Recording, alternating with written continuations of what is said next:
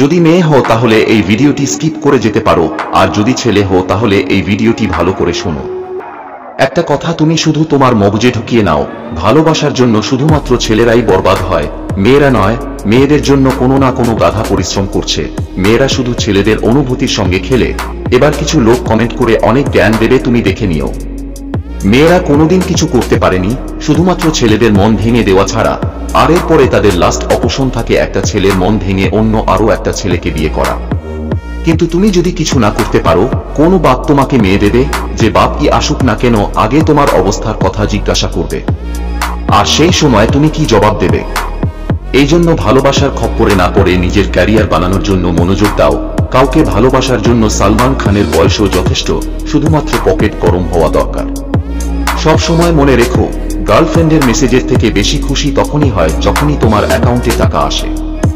আর হ্যাঁ, জানি না তোমাদের সঙ্গে ফিরে মিলতে পারবো কিনা, এই জন্য আমাকে ফলো করে নাও যাতে এরকম ভিডিও নিয়ে তোমাদের পাশে সব সময় থাকতে পারি।